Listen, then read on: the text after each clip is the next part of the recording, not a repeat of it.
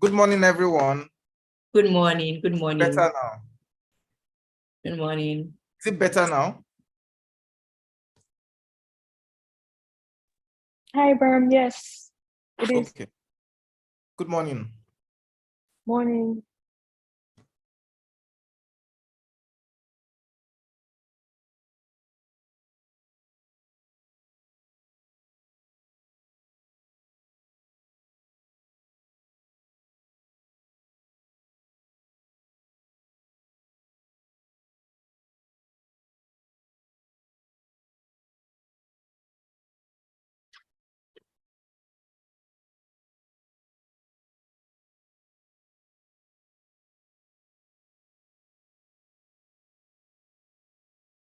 Okay, is it just me or I can't hear her anymore? Yeah, I think she was taking off the Zoom. I don't know if it's her network, but she's not on the call or in the meeting.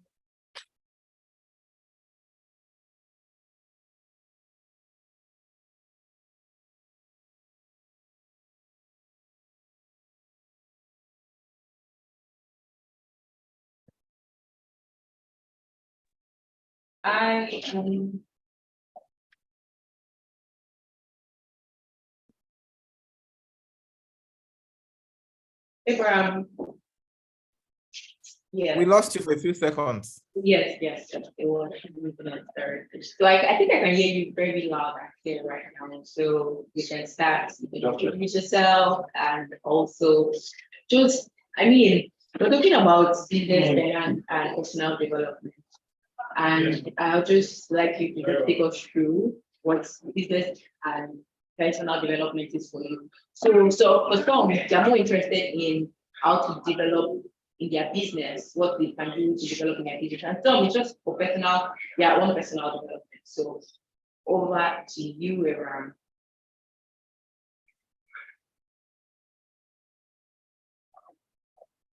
Thank you very much, and good morning from any part of the world. Firstly, I want to say thank you to Business Day for organizing this. I'm very privileged and I'm very glad to be part of this conversation. So I currently head investment banking at ARM, and it's been a journey of over 15 years now across various areas of practice in finance, working for different organizations. And also permit me to say that my background is physics, right? So I always like to start with that foundation and essentially to pass one message, right? There's nothing you want to achieve in your lifetime that is not possible. We have a lot of innate potentials. There's always this challenge of saying, okay, whether I'm in Nigeria or you're in a different part of the world where you're challenged by one thing or the other, but in my own life, I have seen various hurdles dismantled in the path of achieving my own plan and potential, right? And actualizing my potential, right? So I just like to set that foundation that there is nothing that you cannot achieve, irrespective of where you're starting from. Of course, there will be challenges along the way, but it is not impossible. People have done it. People have gone through worse situation and came out successful. Right, so yours can be the next story, particularly for the next generation. That is one. Then secondly, talking about business finance and even personal development. What drives me really is the fact that we have just one life to live. We're not going to come back, right? So it is in your best interest, whether for yourself or for your business or whatever you want to do, to make the best use of the one you have. Right. And talking about millennials, right, I believe that a lot of us are either in our late 20s or mid 20s or early 30s or mid 30s or even 40s, right? Whatever the age bracket of the people on this group, on this call are. You have just one lifetime to live. And in the next 30 to 40 years, it's over. So we are racing against time, whether we use the time or not. Now, taking that to personal development, when you see life from that point of view, you then start to ask yourself, what will I do with this lifetime? And there's a question I always ask myself, right? At age 80, if I look back on life, What regrets will I have? What do I wish I should have done that maybe I would not have done by then? So then I look back to where I am now and then start to figure what are the things that I need to do between now and maybe 80 or 90 or 100 years, depending on how long I want to live. And I like to divide my life along certain lines. And I'm going to give everyone on this call that assignment. There's this framework called the wheel of life, right? It breaks your life into different areas. Number one is your spiritual, Christians or whatever faith you practice. Number two is your career life. Number three is your relationships, whether your love relationship, your family relationship. Number four is your health. How healthy do you want to live? How long do you want to live? And then number five has to do with, every other area that you have interest in. So you see, personal development then builds on that foundation to say, in my spiritual life, what are the things I need to do? In my career, what are the things I need to do? What industry do I want to practice? What competence do I want to build? In the next 20 years, where do I want to be? Where do I see myself? What role will I be playing? Which organization will I be working with? And I must say that for me, 12 years ago, I listed the organizations I will be working for in the future. And then that helps you to zero down to say, okay, if I'm going to work for this organization, if I'm going to be sitting on this role, what competencies do I need to build from now so that over 10, 20, 30 years, I build competence that is so large and so wide that I qualify for those positions. And then talking about your health, way back since I was age 15, I decided how long I wanted to live and how healthy I would be. I decided I wanted to look young for a very long time. And so that influenced what I ate, influenced the kind of life I lived, So I don't eat certain things, I eat certain things for almost the last 20 years, right? I try to get enough sleep. I make sure nothing is worrying me, so I'm never stressed. I make sure that I keep very good friendships. I eat fruits every week. Because I know I have set a goal that I will live very long. And then talking about your relationships, right? How cordial are you with your parents? When last did you sit with your mother? Did you sit with your father? What sort of relationship do you have with all your siblings?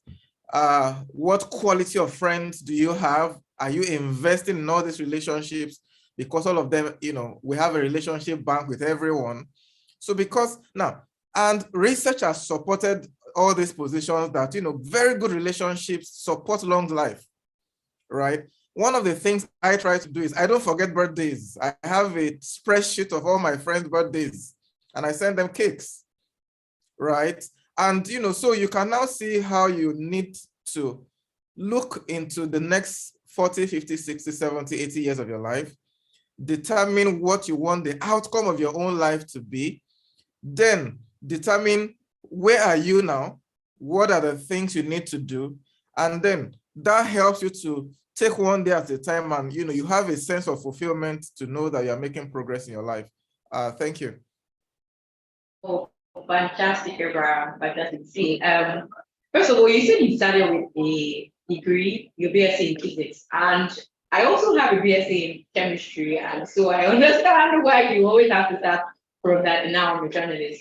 I even tried venturing into investment banking. Well, I guess to do investment banking, you have to have maybe a professional certificate. And also, you said something that was striking, which was saying that you don't used to get stressed. You try. Are you living in Lagos? Do you live in Lagos and you don't get stressed?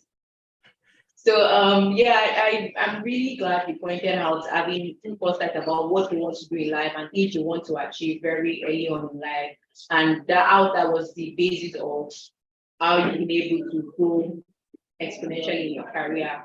But for me personally, I would like for you to just mention quickly before I go to my next speaker, how you were really able to transition into investment banking, though you had a physics background. I would really like to hear that, because a lot of people these days, a lot of graduates come out, they study one thing and they find themselves somewhere else. So to even try wherever you find yourself, like what personal development did you go through to be able to reach that level? Thank you.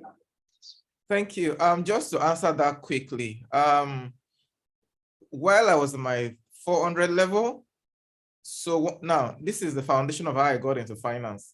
While I was already studying physics, firstly, I didn't want to teach, because typically they'll say once you graduate, you're a teacher, right? I wanted to make money in my life, so I thought there was no money in teaching. So, right. But physics does something to you, and that is where I want people to see how whatever you have done in your life lays a foundation for what you can do next. And there's no limit to whatever you can. I've had colleagues who study Yoruba and who found themselves in banking, right? So right while I was still in the university, I did a lot of personality tests. Because the foundation is you need to know who are you, what makes you tick, what potential do you like, where will you like to work, what industry appeals to you, right? So all of that, I did a lot of personality tests, a lot of soul searching, a lot of praying, a lot of asking questions. I talk to my friends a lot to say, who do you think I am? What do you think I do well at? You are worse at this, you are good at this. So I did a lot of those analysis. So that gave me an idea of the kind of things I enjoyed. And then number two, I don't know, maybe, and that would be my recommendation. I have done a lot of things in my life. So, no, I can't do this. I will do it first, let me fail, and then see that I don't like it, right? So I have experimented a lot in my lifetime. I've done music, I've done physics, I've done commerce, I've done government, I've taught, I've done business. So I just give myself that. And remember, it starts from what I said earlier. I don't want to look back on life and have any regrets. So I give myself that leeway to do everything I want to do. And from there, you see, oh, this works for me, this doesn't work for me. Then coming out of uni, now physics had already given me a foundation of analytics. And of course, we deal with a lot of formulas, with a lot of data, and with a lot of, so it was easy to bring that into finance. And I must be sincere, when I came into finance, it gave me a hedge over economists and accountants, because we are coming with a plain mind. Everything we have done is analysis. We don't believe anything is right or wrong. We just want to question everything and prove what is right. So that was the foundation of how I started to have interest in finance. And then I started to look for opportunities to work in those spaces. My first job, I worked for free for 9 months. Wow. So that I could get a leg in, and then I started to write professional exams. So that was how I transited. Oh, thank you so much. Thank you so much, Abraham. So what I got from everything you said now is to try new things, try as many things as you can, and try to be your best at it, and also try to find yourself and things that you find interesting. And thank you so much for that. We'll get back to you. I'm sure like the audience have so many questions for you much later. Thank you so much. I saw Yinka Okunfolami on the call earlier. Yes, I'm here. Good morning. Hi. Good morning. Have you here? Yinka is the head of risk and strategy at AgriCorp International, and I'm sure she has done our own bit of self-development and personal development to have reached that bit. So Yinka, I'd like you to take us through your journey and what you think self-development is and what people can do to develop themselves to reach where they want to be or where they aspire to be. Thank you so much. All right. Good morning. I hope you can hear me clearly. Yes, we can hear you clearly. All right. My name is Adeyinka Okupalami, and I finished school about 15 years now, right? I studied BSc accounting. I'm also a chartered accountant, yes. Finishing from school, I first worked for, so let me give you a bit of background. Like the first speaker said, I've always identified from when I was in secondary school that I wanted to be a banker in quotes. So what I did during school time, anytime we have long breaks, I had an opportunity to work with an accounting firm. They were into tax. So every summer break, I will work for them I was just getting stipends for like transport. Christmas break too, I work for them because I just felt like, look, I needed an edge if I was going to come into the market to have experience. Because I knew that the Nigerian market was that everyone had education, but experience could give you an edge over the next person, correct? So I had that experience, and then finishing NYSC, I served in Ogun State. I served with the central bank. I was lucky enough to get to serve with the central bank. Yeah. So finishing off that, I got a job with Union Bank of Nigeria, and then I did 10 years there. So I started from customer service, grew to the head of customer service, moved from there to relationship management, and then before I transited out of banking to Agricop, where I had the risk department. What that has taught me in terms of self-development is, I think the major thing I learned on journey on self-development is relationship is a new currency.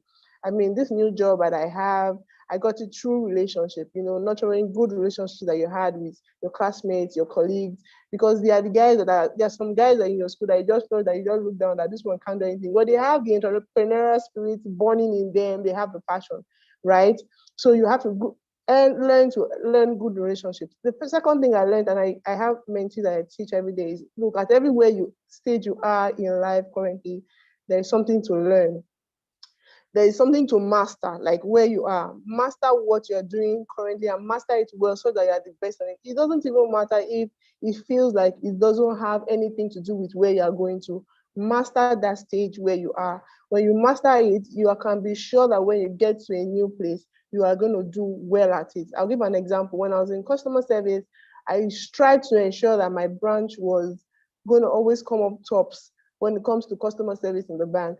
And from there, my bosses began to notice me and say, okay, look, this girl's doing customer service so well. Let her move to marketing. She can do it well. At first, I struggled because I'm like, marketing does not have anything to do with what I want to do. This is not the core of banking. But of course, guess what? That was the major place that opened up the avenue for where I'm working in now. I had opportunity to get good relationships with both customers that I was dealing with, new cabals, open up my mind to the various types of businesses that there were. I mean, I was always a one-track minded person of just go to work, do your business and go home. But there are various businesses that are existing out there that you don't even know, various people making money in so many ways. And that's what marketing did for me. And so I said, okay, in this place, master it. What is the art of making money? You understand? And that has helped me to transition again to where I am. And the way I am, every day I'm learning. The roles are evolving as the company is growing. Roles are evolving, so it opens up opportunities for you again to keep on learning. And I think that will take me to the third thing I want to say: you never stop learning. You never stop. You say you stop learning, you start dying. ChatGPT has become my new bestie at this point, because everything I want to know, I just go and type it there, and then it brings up an array of information for me. Google too is your friend.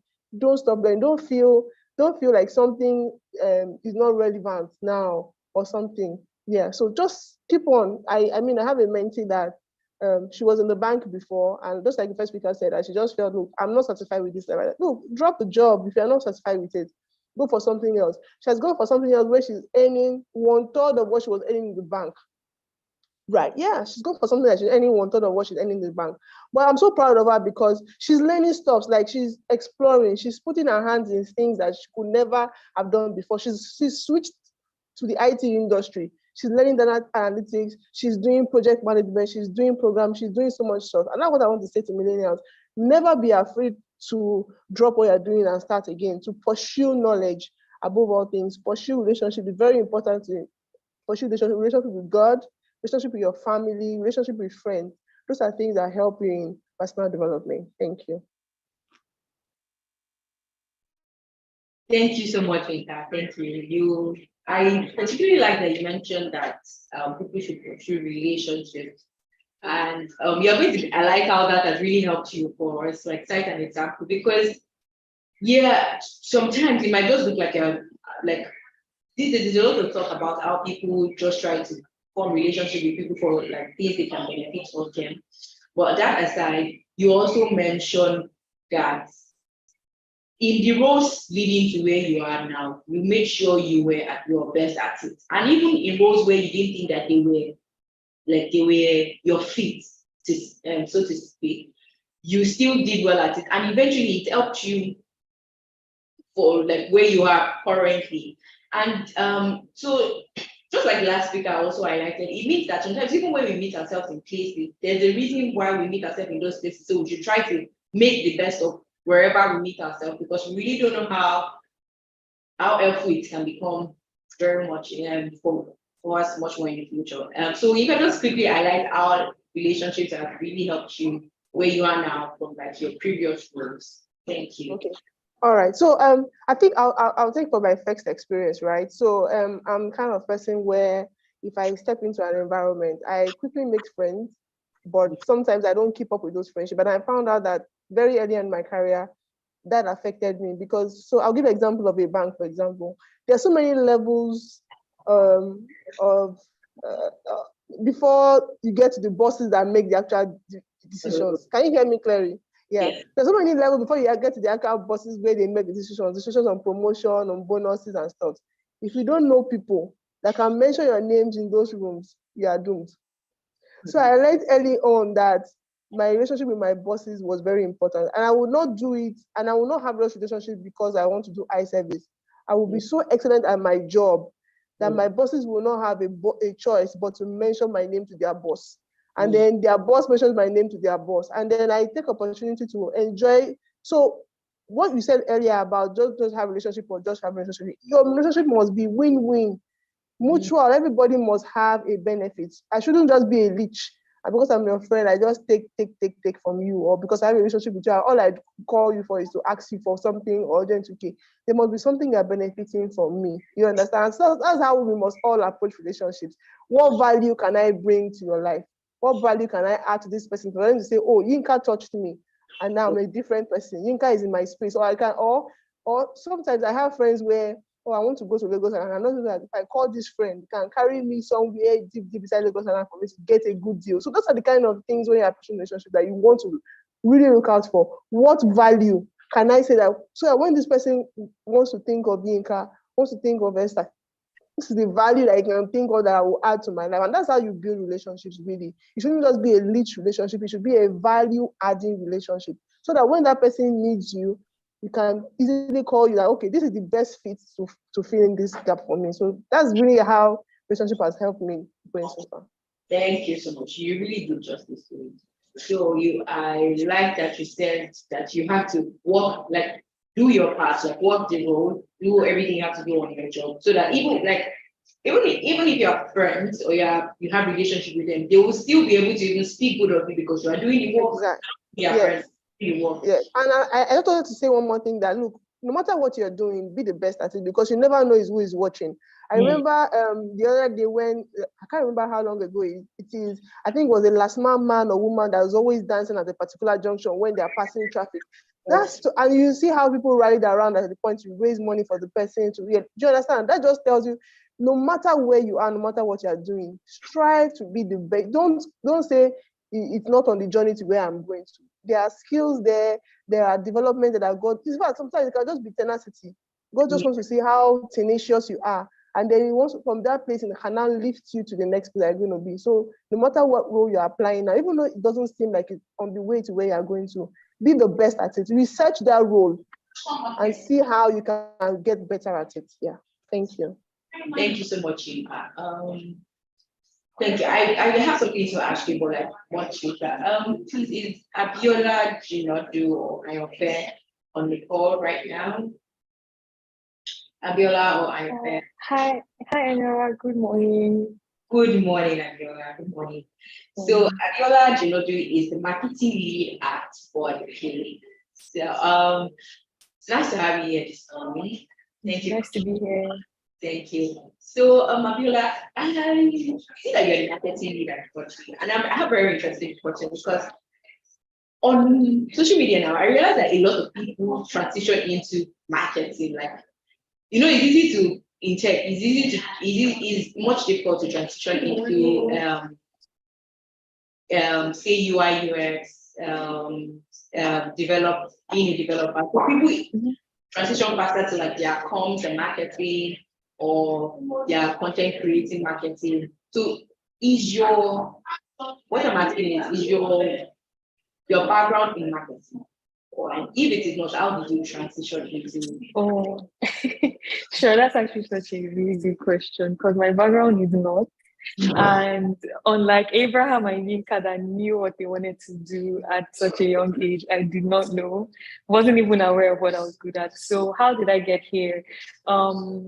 During my NYSC or before I went on NYSC, I had prayed asking God to let me know what my skills were because I was in my final year, not sure of what I was going to do. All I just knew was the process. At that time, it was, well, when you're done with school, you go for NYSC. After NYSC, you get a job.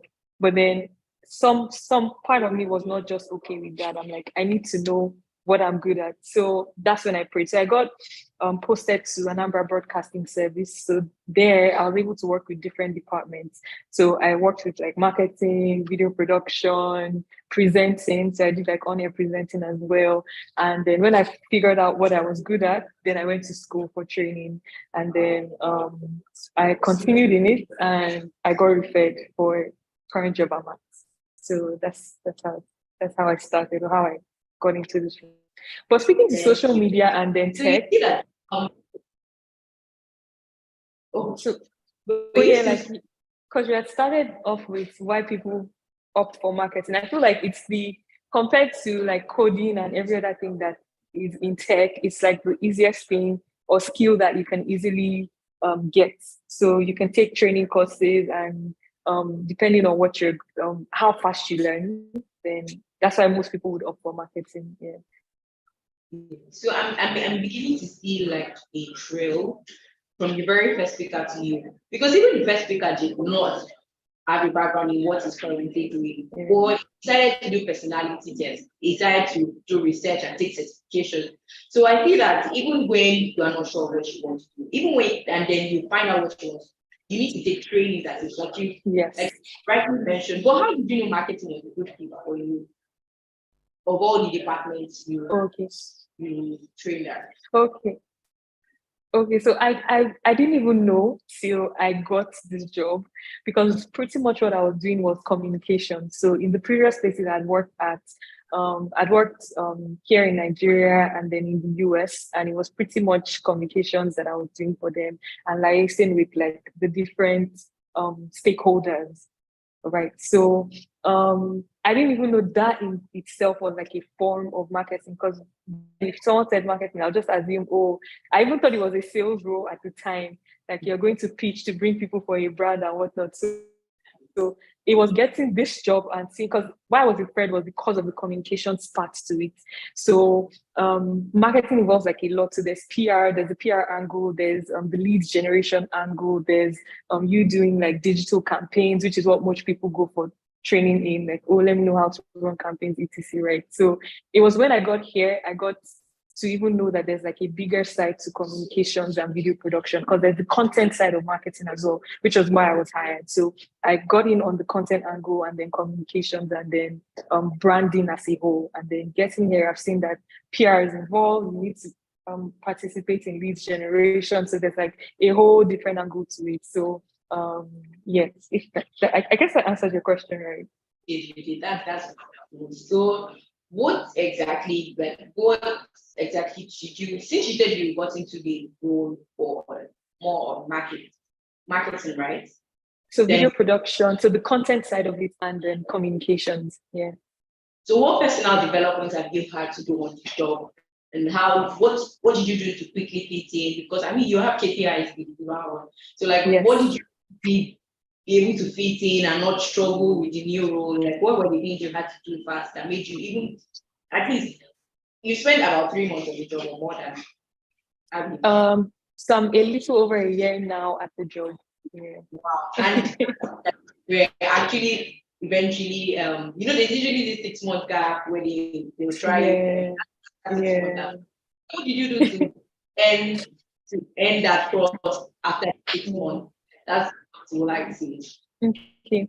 So to be honest, I would say it's really just my attitude to work. So when my boss gives me a task to do, right, and even if I have no idea, and this happened even last week because he needed us to get some art, like a post out, and I had no connects with the agencies he was looking at and whatnot. But just that tenacity to make sure that I deliver on the task, whether I know it or not. So if you're giving me something to do, I'm going to find out or ask questions from people I know who already know it, or I'm going to research. And I think that's what it was. Because when I came in, I didn't come in to lead the department, but now that's pretty much what I'm doing. So it's just, I'd say, the tenacity to keep learning and keep researching. And that's what has helped me in this short time that I've been in this field. Yeah. Thank you so much, Bella. Thank you so much. Thank you. If you have questions for any of our speakers so far, you can just go by putting it in the chat box, and we'll come back to you after going through our speakers and we'll be taking questions for each of them. And I can see Ayofe. Hi, Ayofe, good morning. Ayofe Wale-Ojo is the lead coach at Queen's Diction and Social Polish Academy. Hi, Ayofe. Good morning. Hello. Thank you for joining Hello. us. Yeah. Hello, Eniola. Good morning. It's such a pleasure to be here. Thank you for having me. Oh, wonderful. Thank you too. So most of our speakers have been talking on personal development on career along their career. But our topic is also on for businesses. Yeah. What are some of the things? First of all, you can just introduce yourself and then just speak on like whatever you have in mind concerning the topic. But also, I'd like you to talk more about what people, because these days we have a lot of entrepreneurs, even young people, millennials. Most people want to be like their own CEOs and all of that. So, like, what are the things that, especially people that are switching from being career people to entrepreneurs, what are the things that they can do for their business development, and even as a business developing themselves as a business person? What are some of the things you think they can do? Yeah, that's it. That's about it.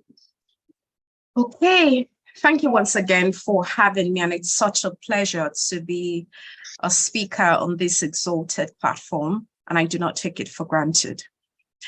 My name is Ayofe Wale-Ojo. I am the lead coach at Queen's Diction and Social Polish Academy.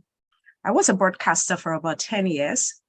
And in 2015, I resigned to teach elocution full-time. And this is what I spend all of my time doing now, working with corporate organizations, working with individuals in order to improve their communication competence.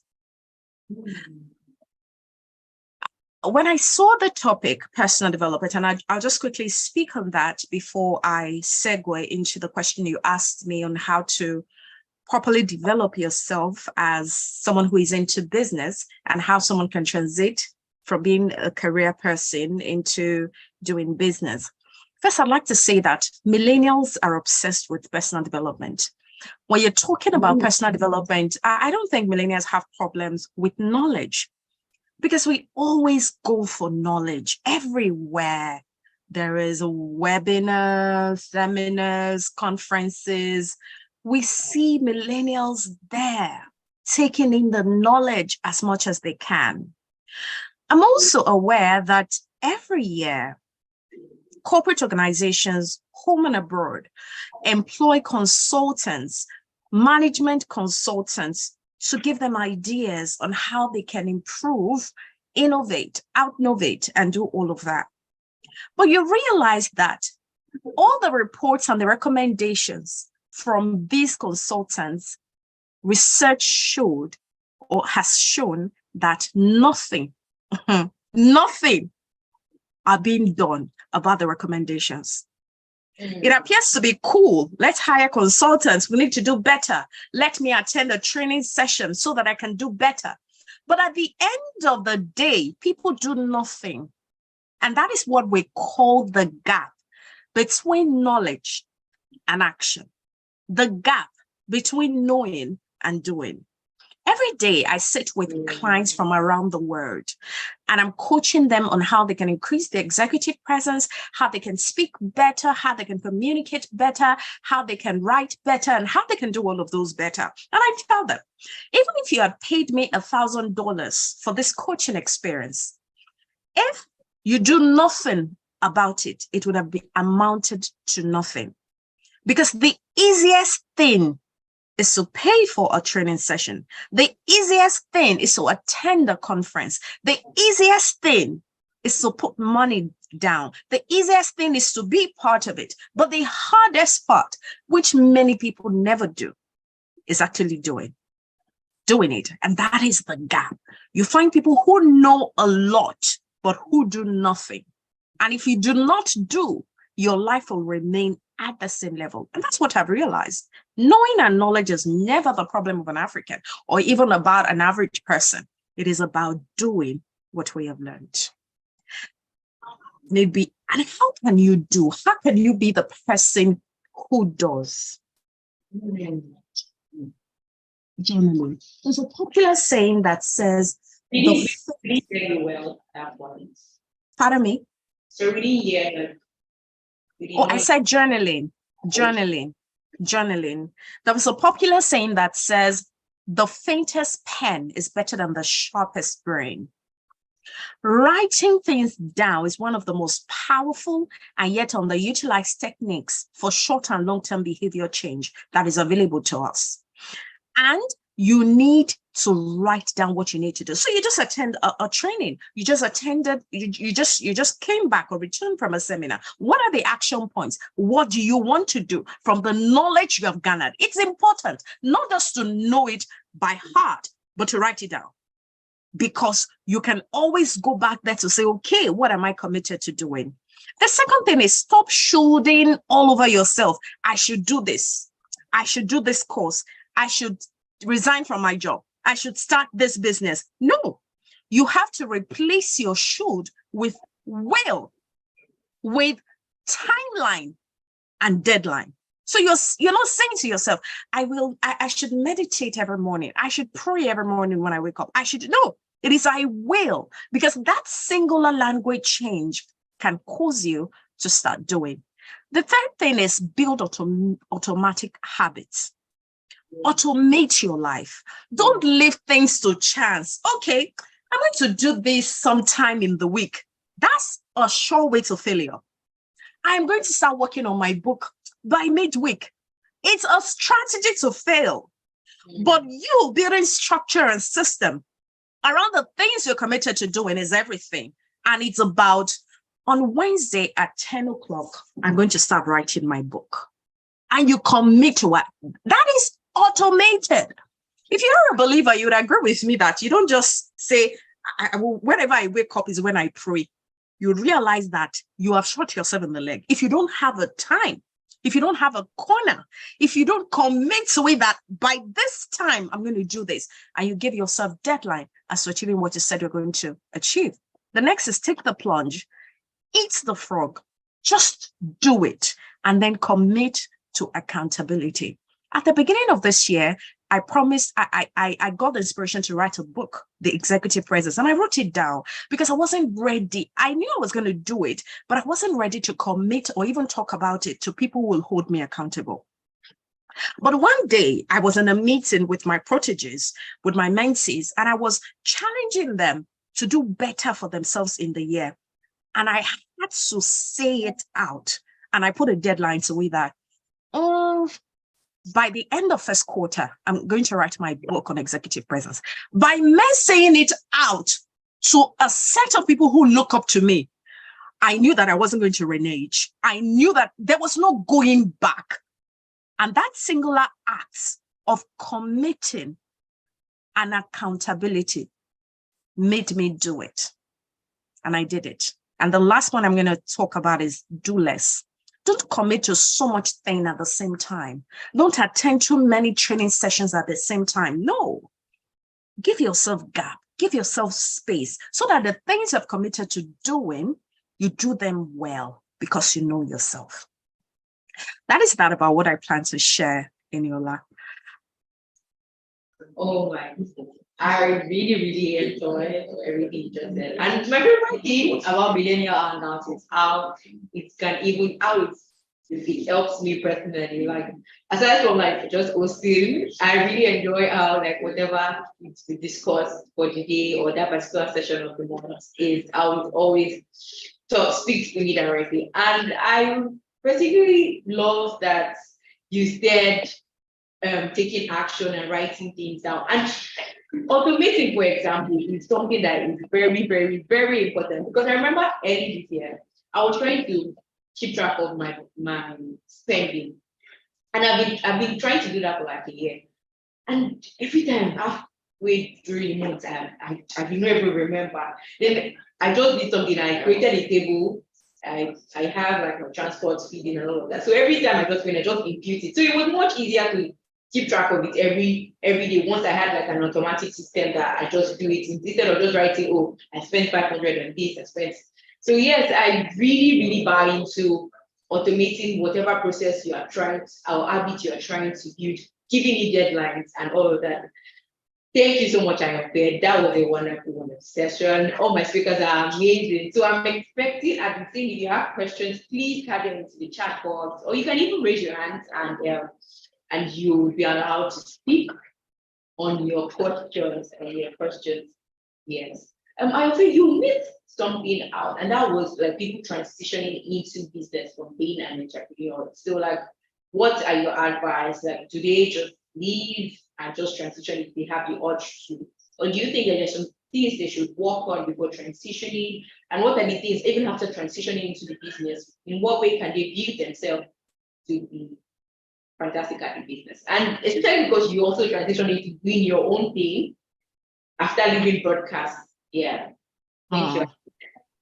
Let me start off by saying that whenever you feel you're ready to do something, you feel already, you're too late to do it. You're too late. That moment where you feel now is the time, I have it all figured out. You're too late. You're absolutely too late. If you look back at something you've created, maybe a product, maybe a book you wrote or something, and then it's all perfect, you didn't write that book too early, because that's not how life is. By design, you are meant to evolve. You are meant to be better. So by the time you're producing excellent results and it's your first attempt at producing it, you didn't start on time. You did not start on time. So let me start. I'd always loved broadcasting.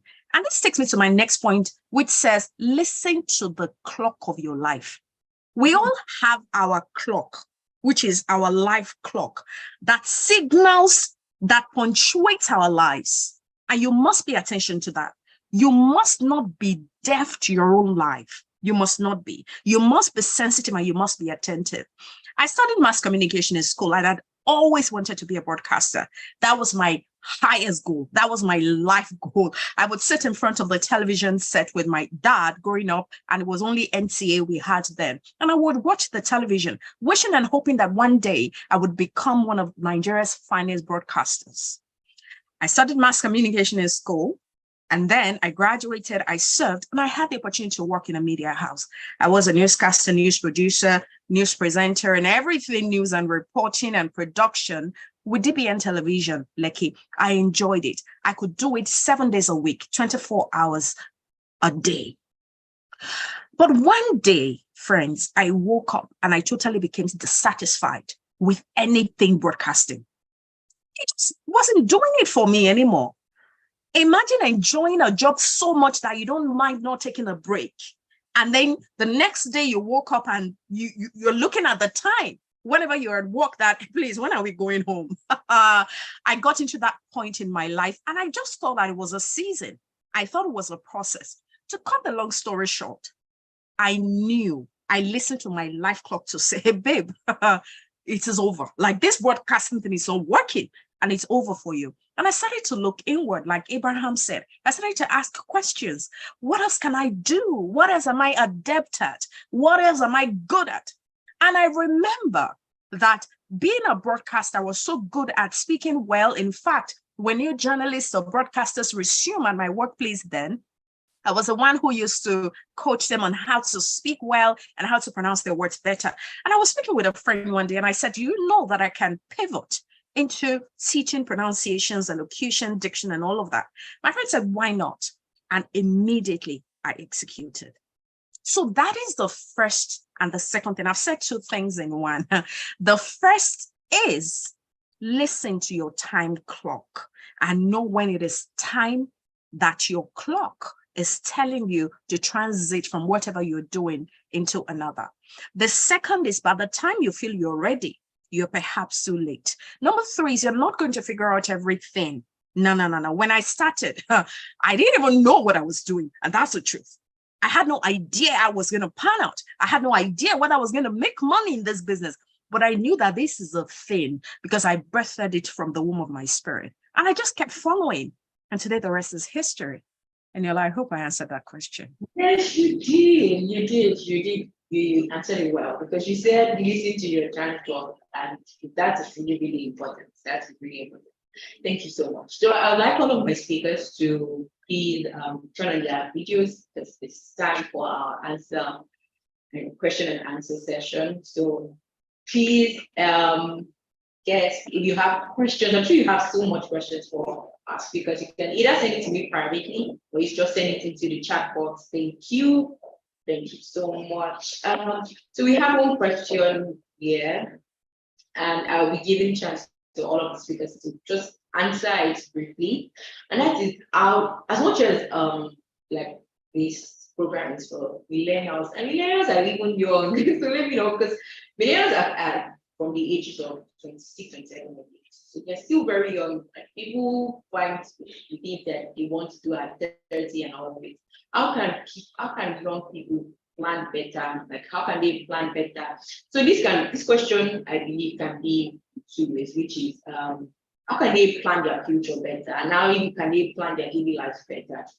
I am fair. I mentioned earlier that writing and putting a time frame to it is one of the best ways to take action. So generally, what is your advice from Abraham to how young people can plan better? Because you are the chief planner, actually.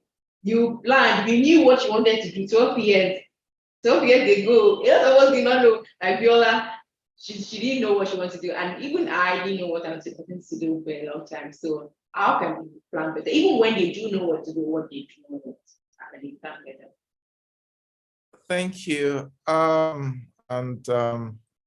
Thank you again for this opportunity to have this conversation. How can you plan better? I think for me, I always have this picture of the aviation industry. I'm privileged once in a blue moon to fly, right? So I think about it when you get to the airport, right? Every plane, they have no doubt about their destination. Just imagine entering the aircraft and the pilot announces that we don't know where we're going, right? There's a very strong chance that there will be pandemonium, people trying to exit the aircraft. Yeah. So because you will run out of fuel, it's a matter of time. And then you can clearly predict the crash. So the first thing is to have clarity around where you're going. And for me, how I try to picture that, which is where I started from, is to say, you know what? We have just 30, 40, 50, 60 years ahead, and it's just one lifetime. And I lean to what Biola said earlier, which is one of the things that influenced my own life as well. It's really to spend time to ask God, if for believers, where am I going? I remember my age 15, age 16, 17, spent a lot of time fasting and praying and asking for direction, right? So that for me is very foundational. So there's no plan when destination is not clear, right? So every time you think about your life or think about planning, just think about an aircraft that does not have a chance of being confused once it takes off from the airport, because with that clarity, no clarity means everybody is dying. Okay, so that is one. Then number two, and you can do a bit of research. You will not leave the airport without a flight plan. They know how many hours, they know how much fuel, they know the weather situation, and that speaks to what I think it was Taiwo And I think all the speakers spoke to it as well. You need to find out, get a lot of information. And the Bible says, how many of you will want to build a house without first sitting down to determine what does it cost to build this house? So before the pilot will leave the airport, from Nigeria to New York, what is the distance? You know, how many approvals do you need to pass through different airspaces? Right, so that requires you learning from people, taking courses.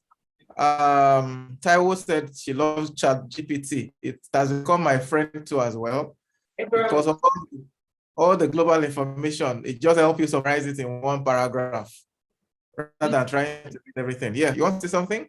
So you keep saying Taiwo. Sorry. What's her name? Pardon me. I think it's Yinka you're referring to. Pardon me, Yinka said ChatGPT, right? So and I first spoke to it as well. Information is endlessly available, endlessly. All the information I need to finish my finance career, die, and come back to the world and start again is available. Okay, so look for good information to determine between where you are and your destination. What do you need to know? Just about a pilot knows the distance, knows the weather condition, knows the state of the, all of that. And that is where mentorship also comes to play. There are people who have gone ahead of you. You can ride on their shoulders and use that to gain leverage and advantage. Right, so that's critical. And then I will now add to what I have first said. You need time. So people want to do investment banking, they see your profile, they're like, I want to build that. I've been doing this thing for almost 15 years.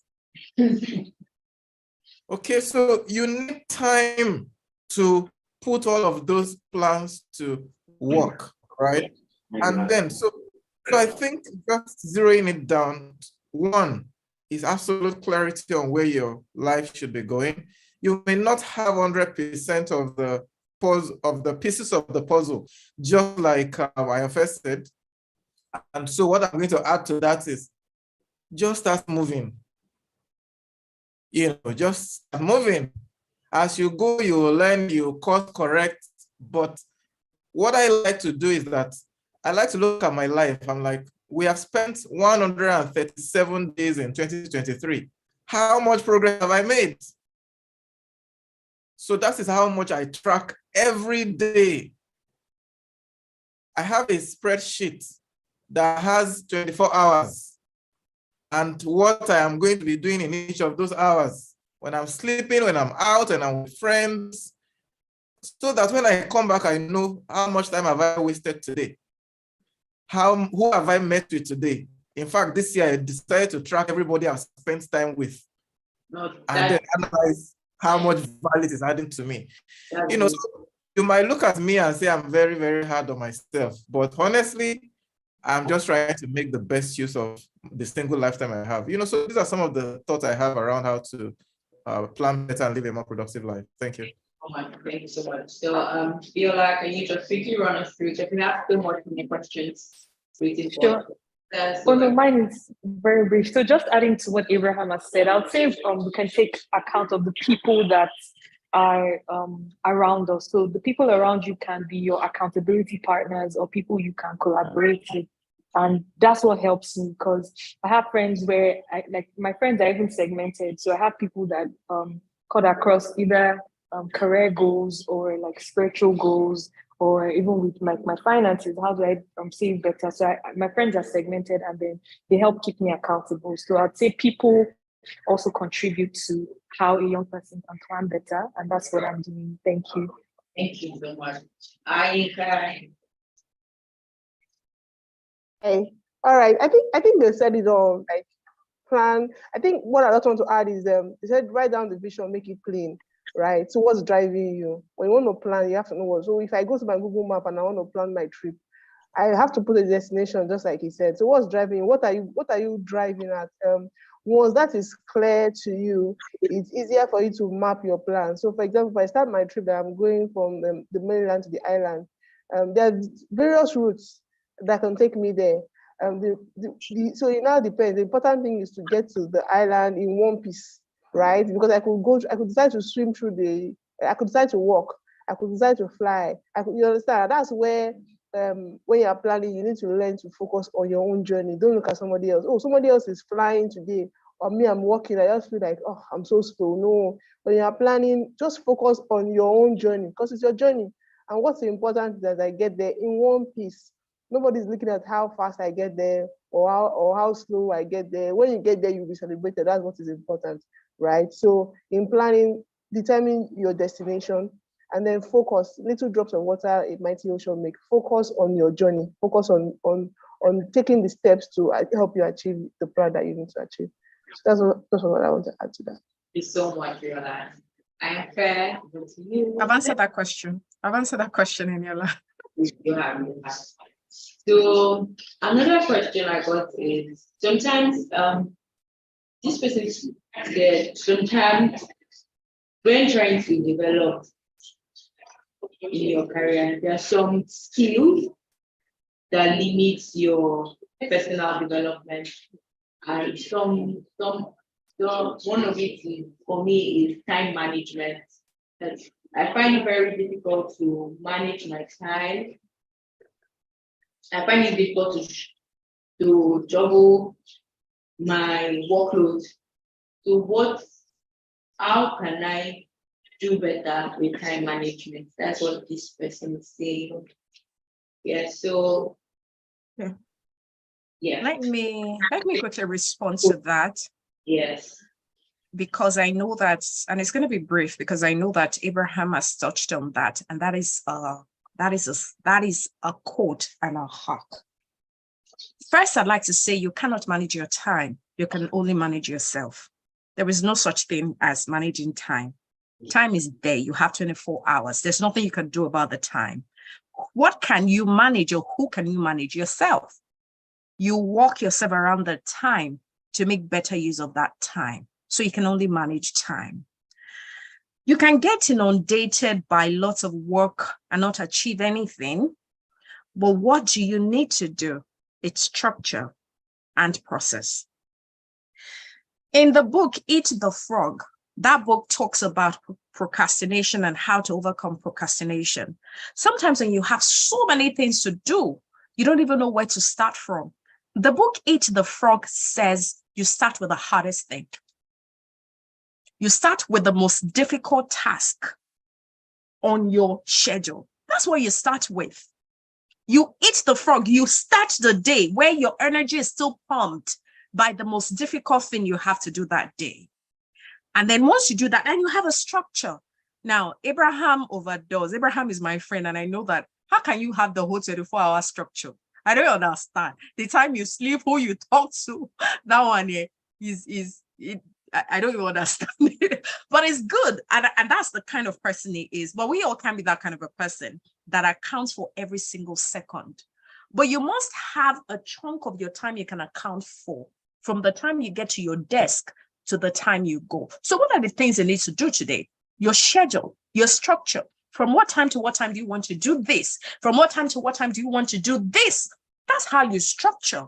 Because if you don't have that structure, you just find yourself, you have 5 things to do. You're doing half. At the end of the day, you won't finish one thing. You won't be successful at one thing.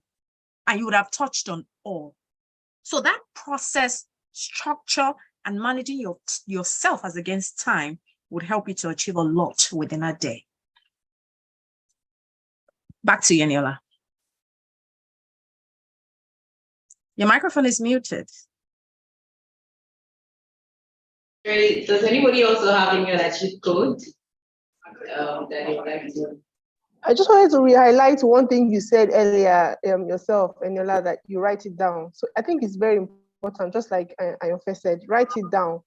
So when I was in the bank, like Ayofe's method, maybe I need to change. What I used to do then was to start with the easiest task. So typically in the morning when I get to work, I write out what are the things I need to deliver on today. And I used to start with the simplest ones. Reason being, I want to, as interval, be able to look at everything I've achieved and let him motivate me that, oh, you have done so much. So then attack, yes. to motivate myself. Like, oh, you've done so well. Okay, so you can finish this. Because then what I used to do is start with the hardest task. I found out that sometimes it takes so much of my time that I might not get to the simpler one. So I like to tick. I literally just tick it. Like, okay, I've done this, it's gone. I've done this, it's gone. I usually even at that time used to include time to eat. So I'll put there lunchtime. I'll go and eat and come back. So it motivates me to, so because sometimes you are inundated with a lot of tasks to do at the same time. And that's how it can bring about anxiety and just scatter your whole system. So in managing yourself, like we now, I just list out all the things I need to do. I usually start with the simplest ones. And then at my peak period, because as a human, you know the times where you are more productive in a day. Some people are morning people. Some people work better in the afternoon. Some people work better in the evening. So it's also good to know yourself, right? And your mood. So if you know your peak period where you have high energy, that's the time you're expected to attack the more difficult task. So that's what I do typically. At the morning, I'm not so much of a morning person because I have a family and I have woken up early to get everybody ready for work, prepare food and all that. So towards the midday time is when I feel that burst of energy. So that's the time when I attack the harder tasks. But in the morning hours, so that it doesn't seem like I've wasted so much hours, I do the thing that's relatively easy, that will not take so much brain energy for me to do. So that's what I wanted to add to it. Yeah. Thank you. Thank you so much, Ethan. You have any trick. Maybe you have asked this time management procrastination. You might have one act or trick for us that does it for you. Yeah, so I mean, it's pretty much what Yinka has shared, and I feel like everyone else, because I have to do this. So every day, sorry about the noise, every day when I come into work, sorry guys, do you guys mind? Sorry, thank you. So anytime I come into work, I just make sure that I have like a list of things that are like my priority, and then sometimes I feel like people are big for me, because yesterday I had a task to do, but my brain was not ready for it. And thankfully, I was on the call to my friend, and the person was like, just begin to prepare your mind and speak to yourself that you can do this. And in less than, it just pretty much took me saying, Biola, you can do this, you can get this done. And in less than 15 minutes, I was done with the task. Because it involved research, I needed to read something, present something at the meeting. And so I feel like that's pretty much what helps me. So writing it down, and then the people that are around me. Yeah.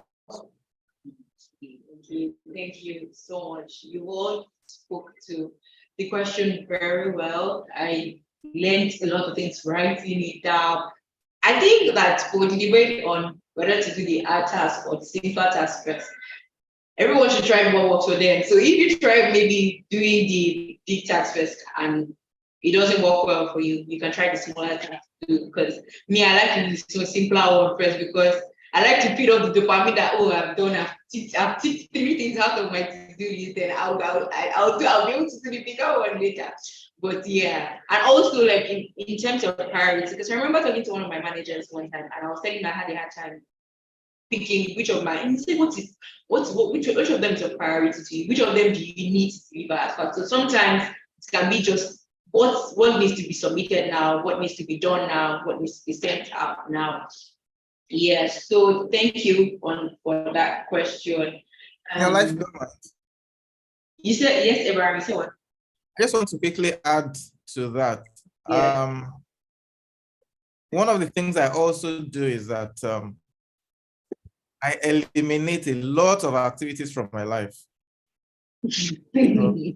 Because just like I first said earlier, for me, life is not really about doing a lot of things, right? So every month, every year, I ask myself, what are the things that should not show up on my list of to do again, right? So every week, what should I not be spending my time on at all? So so what I do is just like you said, once you have a list of all the things you do, there are things that are must, you have to. And let me also say that the same way I'm eliminating what I should not be doing, every month or every quarter or every year, I look at what is the value of these activities I'm doing. If it has fallen in value, I take it out and then go after activities that are more valuable, because it is your value is the sum total of all the valuable things you're doing. Right. So personally, one of the things I also do is I make sure I'm not busy. And how to tackle business for me is to make sure that I'm not doing what I am not supposed to be doing at all. And two, I keep eliminating things that I need to stop doing, because that should no longer be what I should be spending my time doing. So I also just wanted to add that to what has been said. We can hold that despite the fact that Abraham has a serious appraisal process for all of his time and everything. He reevaluates everything quarterly and monthly. And I think that is also how, is that what for you? Like, you can really do it. Like, this thing I'm doing, does it to my benefits? And something that also falls into that category is, of recent, I check, like every morning I receive a report of my screen time on my phone. And I think like 3 weeks ago, I went through my screen time on, I don't know, delete the app on Apple.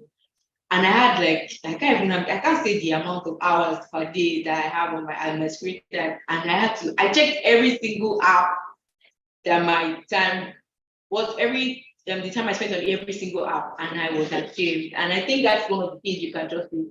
Don't know how you're spending your time and what you are doing. We will soon be rounding up on, well, I think we have some questions. Yes.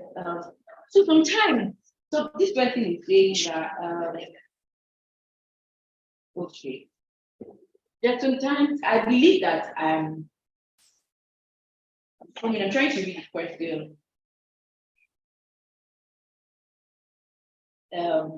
Sometimes people suffer from imposter syndrome. I think that's what I'm seeing here.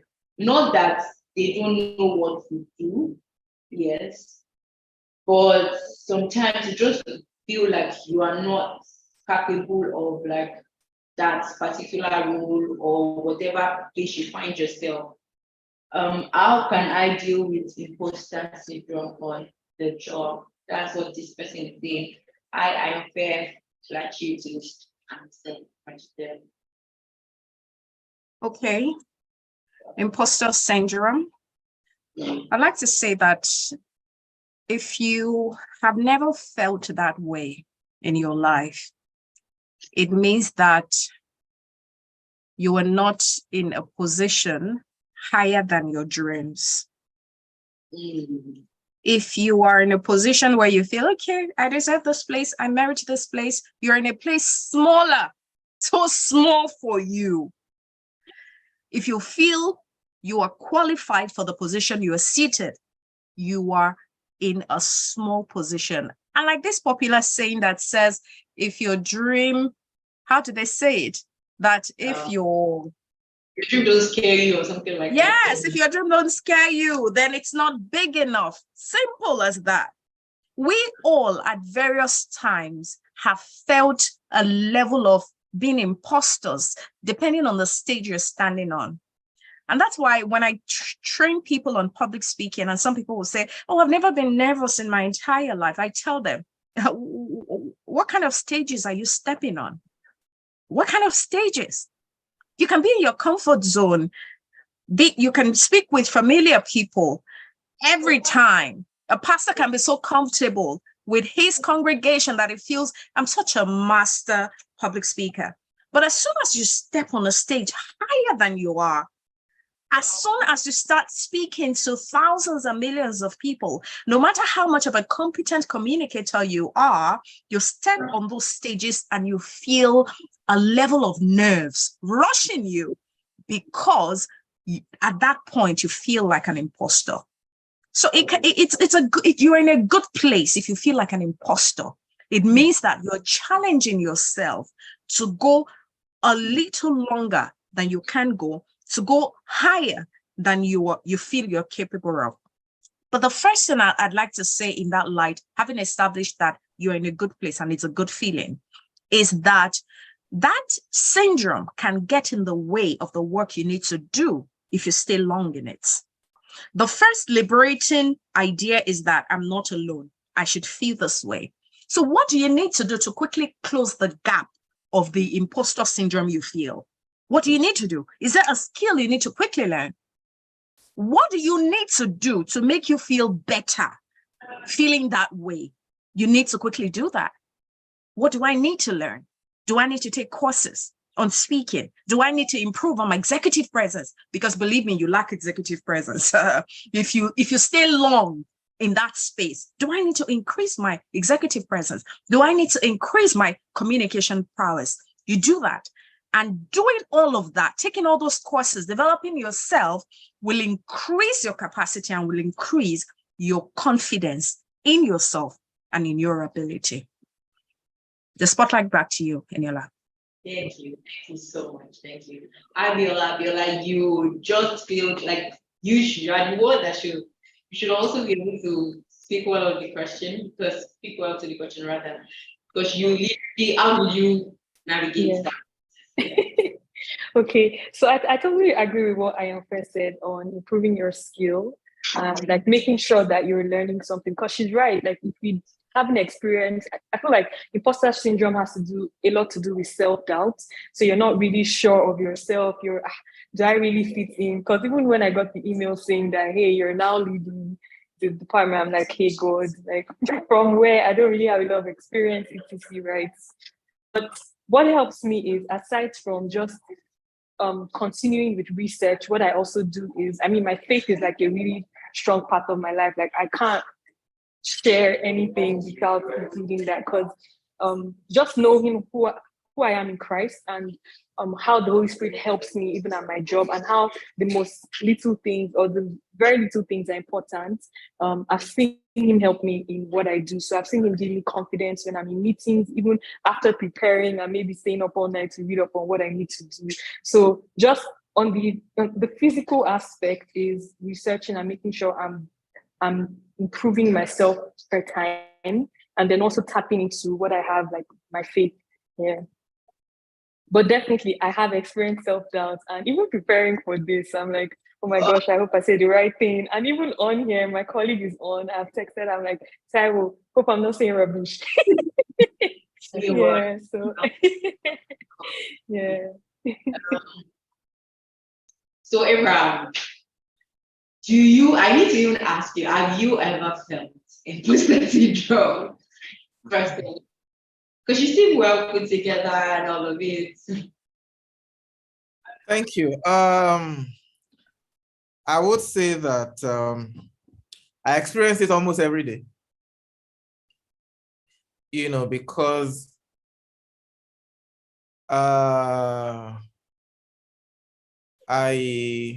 of course, I have a very small frame, small stature, right? Oh. I look young, and so every time I walk into a room, everybody's wondering, who did you follow to the meeting? Right? So, and I have tried to do this, is it 8 or 6 packs thing? It's not working, right? So, right. So you just acknowledge it to say, yes, I feel this way, just like Ayanfe said. I know, as every time I drive, last mile police is stopping me, asking me, who is your dad? Where is he? How did you get the car? So and unfortunately, I like big cars, so very bad combination. Yeah, so now, how do I deal with that? Practically, number one, I make sure all my car documents are complete. Because I know I will be harassed. So firstly, you have to acknowledge is the reality of life, and then 2, you have to just deal with it. So last month, police will stop me, and I love to drive and travel a lot, so I make sure my documents are complete, so there's nothing to find. And I'm going my answer again to support that, which Ayanfe is a specialist at this, and I think is in the book that she wrote. I will encourage people to get it. on executive presence. For me, it's really gravitas. I over-prepare for every meeting. Because I know that I'm already coming in, I'm coming out on a negative note. People have already looked down on me, guaranteed. So they've already told that in their mind, they already said that there's nothing, who is this? And why should we listen? Okay, so, but I prepare in such a way that by the time I open my mouth to speak, then the conversation changes. So you see, I find myself every day, everywhere I go, I have to prove myself. The way I deal with that is to try to always be prepared. You're going for a meeting, your dressing is spot on, you've done your research, you're going for an interview, your dressing is spot on, you've done your research, you've worked on your communication skills, you enter the room, you are shaking people, you're looking into their eyes, your handshake is firm. I think, if you can subscribe to Iron First classes, I think it will really help you, because it takes a lot of skill sets and development for you to be able to handle imposter syndrome, if it is a daily experience like I do, like it is for me. Thank you. Thank you so much. Thank you so much, Abraham. And I'm also very small firm, so I really, really understand where you're coming from. Thank you, everybody. We're almost at the end of today's session. So if you have anything at all that you would like to add to everything we said, anything you think we left out, anything you just want to put across to people out there or our guests on the show, please just take a minute or two to just say it. And yes, Yinka Okunfolami already left the session. She has a meeting for now. Yeah, I'm sure it started. It was nice having her. So yes, so if you have anything you want to say, anything you want to point out, anything you probably felt we left out while discussing this time, so just say it and wrap it up so we can call it a day.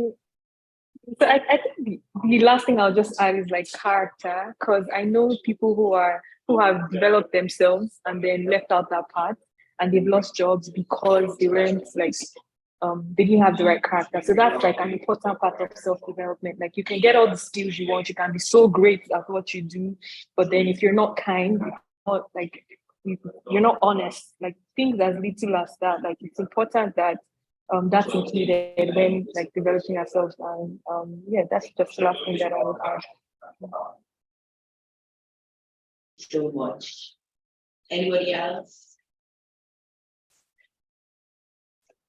No, fair, Abraham. Any last word? Pretty much I've said everything that needs to be said. Let me just add this line that I always say, which is, we're judged in three ways. Every time people come across you, they judge you in three ways. Number one is how you look, how you appear. And I'm glad someone has mentioned that already.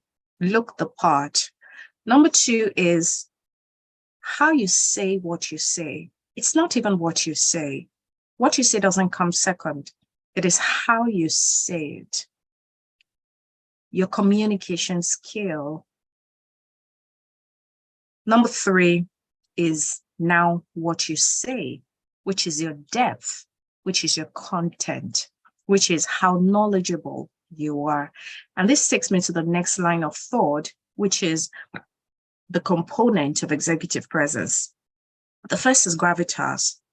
Abraham mentioned it, is how your words carry weight, is how people think you have sense, how much of sense people think you have. Even if you don't have that much sense, you come across as someone who has sense. And it comes from preparation, because confidence comes from a place of competence. So your competence must never come into question, because that has a lot to do with your gravitas, your charisma. And then the third is your communication skill. Once you do all you can about those three aspects, it means that you're big on personal development and there is no telling your heights. I'm so grateful for this opportunity.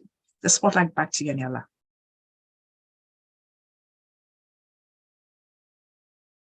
Thank you so much. Abraham. Okay, so for me, thank you. I just want to add to what has been said, and I want to touch on the topic. And maybe that might be a conversation for another day, because remember, the first leg of the topic focuses on business finance, right? Which it is a full class on its own. Yeah. So, but I just want to say that beyond just the personal life, having a plan, having a goal of what you want to do, the same is the skills and the same requirements that you take into business. 2023, what sort of business do you want to do? And I do this exercise all the time, and I want to also pass it on to all the people listening. It is called the business model canvas. I want to encourage you after this session, go and look at business model canvas. It's a one-page business plan. There is no business I have done. I'm actually into a lot of businesses myself, right? So there is no business I have done that I do not have a business model canvas, because in a single page, you sit down and question yourself around your value proposition. Should you even do the business or not? If you don't do the business, what will the world miss, right? And then who are your customers, right? If nobody is patronizing, if you are not solving anybody's problem, why should the business exist? And then there's also channels. How will you reach your customers, and then customer relationships? Who are the partners you should be looking at? Who should you be connecting with that will make that business successful? And I have seen pictures of somebody who is selling ewa going, and also somebody that is selling bread. And you see they are following themselves. They are strategic partners, because they are, anybody that wants to eat bread will want to buy ewa going, right? So, and then you look at the key activities. What are the things you need to do? Key resources. Thank you, Biola, for those comments. What are the resources you need? And then you look at the cost structure. What do I need? And also revenue lines. At the end of the day, how are you making money? So go back after this session, look at the business model canvas and look through it, the YouTube videos. Hopefully, Business Day might organize another session that focuses on business finance, that's for entrepreneurs, right? So that in that single page, it might take you a whole day of thinking. I want to encourage you, shut down your phone, shut down your life, pick that canvas and spend the whole day. I believe that after that session, you have a lot of clarity. I just wanted to add this so that listeners who join because of that leg of the topic can also have something to take away. Thank you. Thank you so much, Abraham. I really appreciate you bringing in that. And Biola, you were nodding like you could really relate to what he was saying. I'm like, okay. It was such a wonderful session today. I personally enjoyed it so much. And I'm sure even as panelists and speakers, you got one or two things from my colleague Esther will be taking over. I think she has a thing or two to say. It was wonderful moderating this panel. My name is Niola. I'm a journalist at Business Day. See you again some other time. Join us. We do this every third Wednesday of every month. Millenials Hangout. So watch out for our page on Instagram.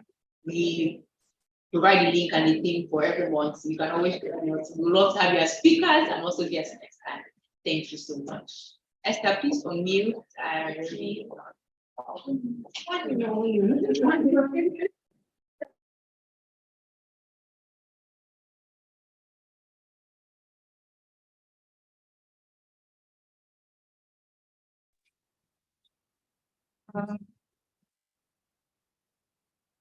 you hear me?